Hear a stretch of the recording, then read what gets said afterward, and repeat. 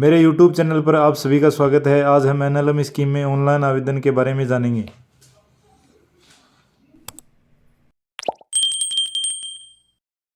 NLM scheme में आवेदन के लिए सबसे पहले हमें nlm.udaymitra.in साइट पर लॉगिन करना होगा। लॉगिन करने से पहले सभी आवश्यक दस्तावेज PDF या JPG फॉर्मेट में अपने कंप्यूटर पर या मोबाइल में आवश्यक रूप से तैयार रखें। आवेदन करते समय ये सब दस्तावेज आवश्यक होंगे। एनएलएम पोर्टल की साइट पर हम एनएलएम स्कीम की डिटेल्स के बारे में विस्तार से जान सकते हैं। इसके बारे में मैंने वीडियो भी पहले आपके साथ शेयर किया। डिस्क्रिप्शन बॉक्स में सभी के साथ शेयर कर दूंगा।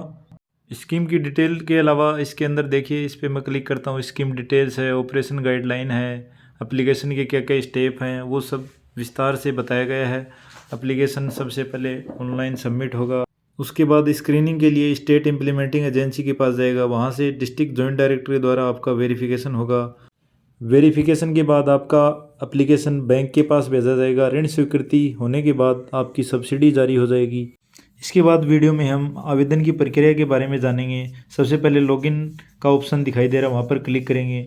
फिर लॉगिन एज एंटरप्रेन्योर पर क्लिक करेंगे। उसके बाद हमारे को आवेदनकर्ता का मोबाइल नंबर इंटर करना होगा, जिस पर हमारे को एक OTP प्राप्त होगी। वो OTP इंटर करने के बाद हमारे फॉर्म का मेन पेज ओपन हो जाएगा। सबसे पहले हमें उसमें आवेदनकर्ता की बेसिक जो डिटेल हैं वो भरनी होंगी।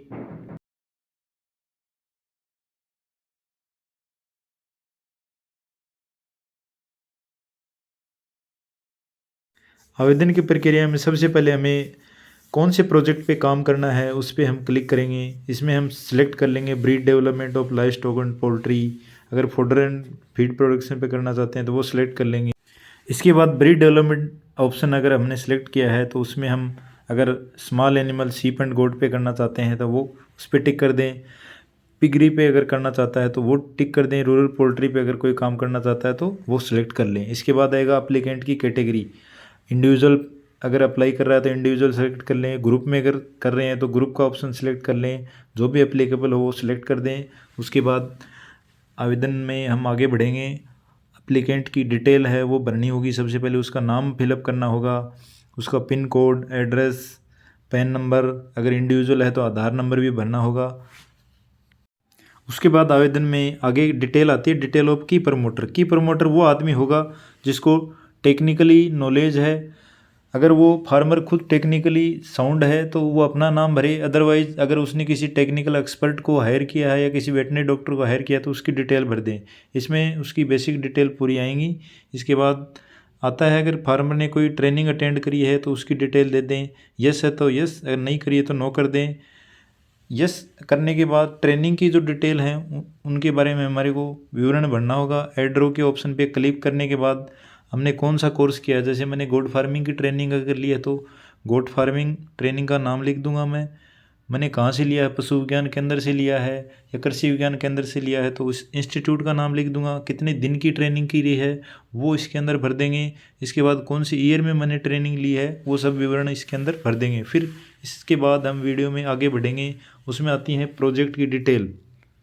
प्रोजेक्ट से संबंधित डिटेल भरने के लिए DPR की आवश्यकता होगी, जो किसी टेक्निकल एक्सपर्ट से या CA से फार्मर द्वारा बनवाई जाएगी। सबसे पहले प्रोजेक्ट डिटेल में हमारे को प्रोजेक्ट का संक्षिप्त विवरण देना होगा।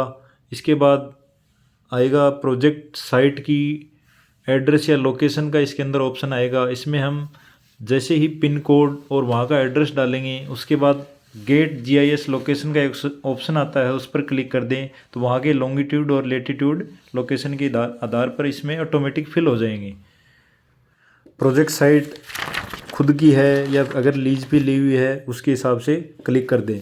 इसके बाद आएगा इसके प्रोजेक्ट के अंदर मेरे कितने आदमी इन्वॉल्व होंगे, कितने आदमियों को रोज़गार मिलेगा। इसमें 2 ऑप्शन आते हैं, दोनों कॉलम अपनी आवश्यकता के हिसाब से इसमें फिलअप कर दें। इसके बाद आएगा cost of project. Cost of project में हमारे को एनिमल की कॉस्ट है वो इंटर करनी पड़ेगी। इसके बाद प्लांट एंड मशीनरी की कॉस्ट है वो इंटर करनी पड़ेगी। कॉस्ट ऑफ कंस्ट्रक्शन हमारे को इंटर करनी पड़ेगी। और कोई फिक्स्ड एसेट है वो, ये सब चीज़ें डिटेल प्रोजेक्ट रिपोर्ट के आधार पे इसके अंदर भरी जाएंगी। लास्ट में प्रोजेक्ट कॉस्ट की टोटल कॉस्ट DPR में दी गई कॉस्ट के इक्वल होनी चाहिए। ये सब हम DPR से मैच कर लेंगे। इसके बाद बात आती है सोर्स ऑफ फाइनेंस में 28/12/2022 के बाद जो रूल चेंज किया है उसके हिसाब से 10% शेयर है वो अप्लीकेंट का होगा, 50% इसमें सब्सिडी आएगी। बचा हुआ जो सोर्स है वो बैंक के द्वारा फाइनेंस किया जाएगा। दूसरा इसमें केस बनता है सेल्फ फाइनेंस्ड प्रोजेक्ट का। अगर 50% हिस्सा राशि एप्लीकेंट खुद की तरफ से लगा रहा है तो उसमें बैंक गारंटी का फॉर्म हमारे को देना होगा, जो आगे आवश्यक दस्तावेज हैं उसमें हमारे को अपलोड भी करना होगा। मीन्स ऑफ फाइनेंस का column applicant share, bank loan, amount of subsidy, तीनों का टोटल डीपीआर की प्रोजेक्ट कॉस्ट के बराबर होना चाहिए। इसमें सब्सिडी का कॉलम अधिकतम अगर 100 बकरी 5 बकरे का अगर हमारा प्रोजेक्ट है तो अधिकतम सब्सिडी 10 लाख आएगी। उसको कैलकुलेट करते हुए 10% एप्लीकेंट का शेयर करते हुए इसको बराबर कैलकुलेट कर दें।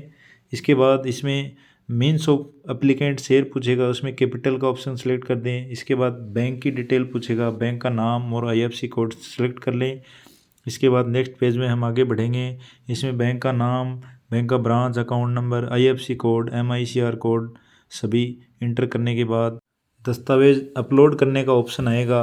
सभी डॉक्यूमेंट जैसे मैंने वीडियो में पहले भी बताया था PDF या JPG इमेज में तैयार रखें। सबसे पहले डिटेल प्रोजेक्ट रिपोर्ट है वो अपलोड करनी होगी। लैंड का डॉक्यूमेंट, लीज का या खुद के स्वामित्व का है वो अपलोड करना होगा। प्रोजेक्ट साइट की फ़ोटो अपलोड करनी होगी। एप्लीकेंट का पैन कार्ड अपने को अपलोड करना होगा। एड्रेस प्रूफ के लिए वोटर ID, पानी बिजली का बिल अपलोड किया जा सकता है।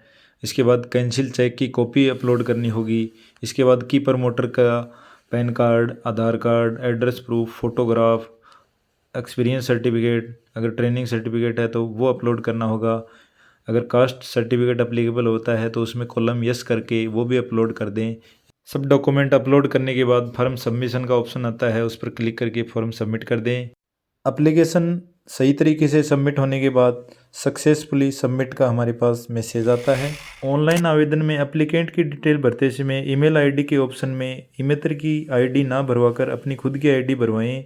सरकार द्वारा इस पर जो भी स्टेप ली जाएंगी उसमें आपको ईमेल के द्वारा सूचित किया जाएगा और फॉर्म सक्सेसफुली सबमिट होने के बाद आपको मेल भी प्राप्त होगा, अतः ईमेल का विशेष ध्यान रखें। ऑनलाइन फॉर्म सबमिट करने के बाद अपने फॉर्म का स्टेटस देखने के लिए nlm.udayamitra.in पर अपने मोबाइल के द्वारा दोबारा लॉगिन किया जा सकता है। अगर लगता है फॉर्म में कोई गलती हुई है तो विड्रॉ एप्लीकेशन के कॉलम पर क्लिक कर फॉर्म में सुधार किया जा सकता है। वीडियो देखने के लिए सभी को बहुत बहुत धन्यवाद। मेरे चैनल को सब्सक्राइब करें। NLM स्कीम में रूरल पोल्ट्री की योजना के बारे में मेरा जल्दी नया वीडियो आ रहा है। धन्यवाद।